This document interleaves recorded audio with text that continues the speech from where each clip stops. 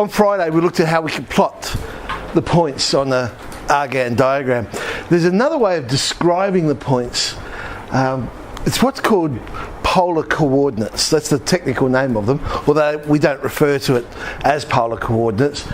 In complex numbers we call it mod-arg form. So the modulus of any complex number is the length of the vector OZ. Basically, for those who are unsure about vector, it's simply a line joining 2 points. We'll talk more about vectors later. So let's say there's my complex number x plus iy, and I plot it there. It's basically saying the length of that line when I join O, the origin, up to the point itself. Now to work it out, well, there it is again. The Pythagoras idea of the real part squared plus the imaginary part squared, well, the square root of that will give us the length of the hypotenuse. So square root of x squared plus y squared. So r is often a symbol we use. Another symbol are the two lines like absolute value, because absolute value and modulus are exactly the same thing. It's basically distance to the origin.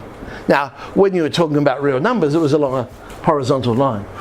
But it's the same for any complex number. How far away is it from the origin? So absolute value or modulus. So the modulus of z, so say, like absolute value of z, modulus of z, is the length of the hypotenuse, square root of the real part squared plus the imaginary part squared. And then the other defining part is what we call the argument. Now this idea we saw back in trig when we were talking about the slope of lines, where we could find the slope of the line when we talk about the angle it makes with the horizontal axis. And that's all argument is. So it's the angle the vector makes with the positive side of the real axis or the x-axis. So that angle in there. So theta, a common symbol we use for it, and arg, so the ARG. So the argument of z, again we could use our triangle, it's a tan ratio, imaginary over real, whatever value angle gives us that particular ratio, so the inverse tan of y on x. Now, any complex number, again, can be uniquely defined by those two things. How far away it is from the origin and the angle it makes with the positive axis.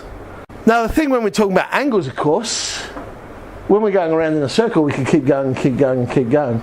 So we define the argument and say we only are going to talk about answers that are acute or obtuse. And if they're above, we say it's positive.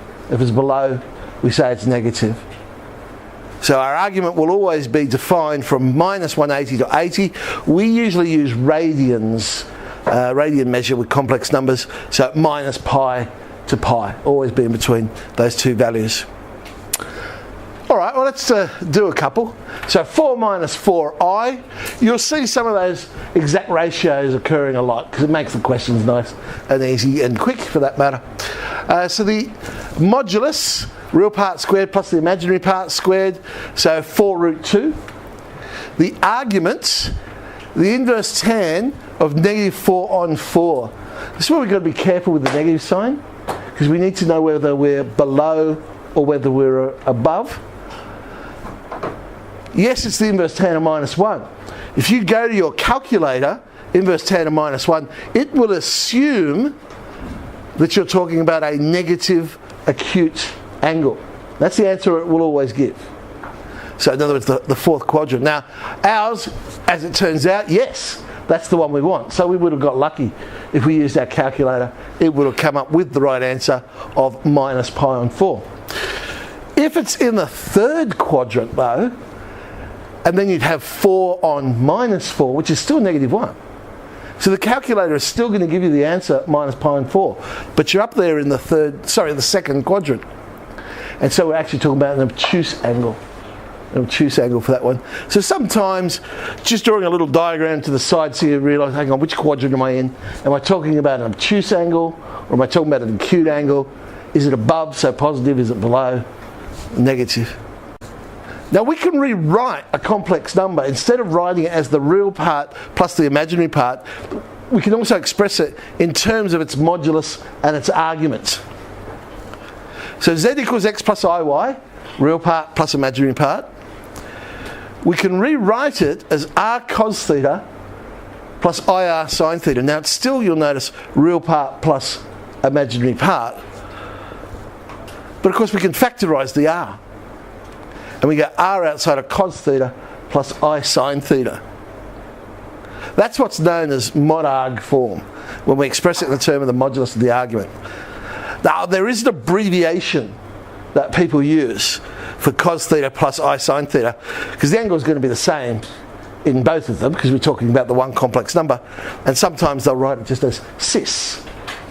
We understand cis to mean cos plus I sine. But just be real careful when you use that notation, because it's so easy to write cos instead of cis, and cis instead of cos. So just make sure you're writing the right one down. And so r is the modulus, theta is the argument. So 4 minus 4i, the one that we just did, would be 4 root 2, the cis of minus pi and 4. Minus pi and 4. Root 3 plus 1. Well, modulus, real part squared plus imaginary part squared is 4. Square root of 4 is 2. And the argument is 1 on root 3. We're in the first quadrant for this one. So we're talking about an acute angle, pi on 6. So it's 2 cis pi on 6. Going back the other way. So if they give me 6 cis pi on 6, that's where we've got to remember that cis stands for cos plus I sine. That's what we're substituting into. So the cos of pi on 6, I don't know about you, I still convert it back to degrees to work it out. Pi on 6 is 30, cos of 30 is root 3 on 2, sine of 30 is a half. Expand that out, and I get my answer 3 root 3 plus 3i for that one. So the relationships between the modulus and the argument, because if we have it in mod-arg form, we still want to know things like, well, how do you multiply them and things like that. So when it comes to the modulus, again, it's saying it doesn't matter which order you do it in. You could multiply the two together, or you could find the modulus first and then multiply those two numbers together. So multiply the two complex numbers together, find the modulus, or find the modulus, then multiply them together. With the argument though, it's a bit like logarithms. When we multiply, we actually add. So it's the same sort of idea. So to find the argument of z1 times z2, we'd actually add the two arguments together. Add the two arguments. This also explains about that, remember we talked about multiplication was rotation by I. Now, the reason it's rotation is multiplication by I in mod-arg form is cis pi on 2. And so if we're adding the arguments, we're adding 90 degrees or pi on 2 to the angle. That's why you get the rotation. So when you're multiplying complex numbers on an argand diagram, what you're actually doing is rotating one complex number, the argument of the other one. I'm going to prove it for you. Okay, so I'm going to let Z1 be R1 cis theta 1, Z2 is R2 cis theta 2. I'm going to multiply the two together. We get R1 R2, then cos theta 1 cos theta 2, I sine theta 1 cos theta 2 plus I cos theta 1 sine theta 2 minus sine theta 1 sine theta 2. But look at what we've got there. If you just look at the real part, we've got cos cos, sine sine. If it's not the sine, it's not the sine. And look at the imaginary part. We've got sine cos, cos sine. And if it's the sine, it's the sine. So in fact, we have cos theta 1 plus theta 2 plus I sine theta 1 plus sine theta 2. Thus proving that when we multiply them together, we add the arguments, but we multiply the moduli. So from that, it logically follows, if we're multiplying more than one complex number together in mod-arg form, to work out the moduli, I just multiply all the moduli of each individual complex number together. And if I want to find the argument, I just add all the arguments of each individual complex number together. Division. Well, the same sort of idea happens. With division, you could divide the two numbers together first, then find the moduli, or you could find the moduli of each individual complex number and divide. The order does not matter. And we subtract the arguments when it's division. Subtract. So if I had something like this, Z1, Z2, and Z3, Z4, well, I could do each individually. But when it comes to working out the argument, basically whatever's on the top of the fraction would end up being positive, whatever's on the bottom of the fraction would end up being negative. So I'll be taking away the bottom of the fraction. That's what we're dividing by. So that one would be Z1 plus Z2 minus arg Z3 minus arg Z4. If you're going to raise a complex number to a power, then when it comes to the moduli, I could just go, okay, it's the moduli of that complex number to the power of n. Because z to the power of n is, of course, z times z times z times z times z times z times z times z times z, n of them. But we just said we could do each of them individually, multiply them together. But it also means for the argument, because I'm going to add all those arguments, I'd be going arg z plus arg z plus arg z plus arg z plus arg z plus, and there'd be n of them. So it'd be n times the argument of z. So if I want to find the modulus and the argument of this particular complex number, I've got a choice. I could work out the new complex number, then go and find the modulus and the argument of that new number. But I've got to tell you, that looks like a bit of work to me. To multiply out the top, then I've got to realise the denominator and so on. I personally think it's going to be quicker to find the modulus and the argument of each individual bit first.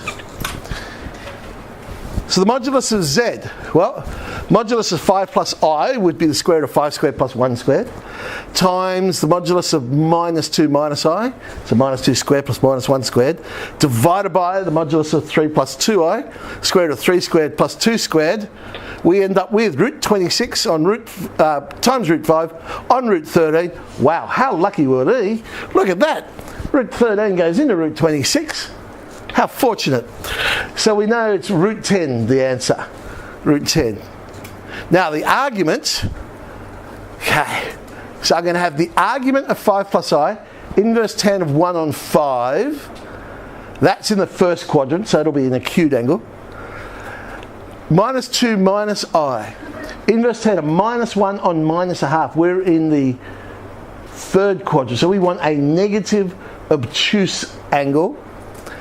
Then minus, because it's on the bottom of the fraction, the inverse tan of 2/3, and that also will be in the first.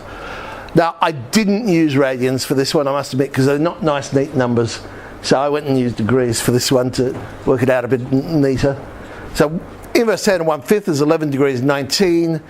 Inverse tan, I wanted the negative obtuse angle, so minus 153, 26. And then minus the acute angle, we end up with minus 175 degrees 48. So if I now wanted to work out the answer to that problem, I could say, well, I know it's root 10 cis minus 175 48. I could then convert back if I wanted to and get it in x plus iy form. But I'm not going to.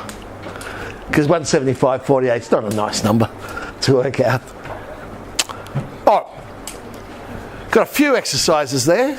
So from the Patel handout, 4B, 4C, from the Cambridge, 1D. Enjoy.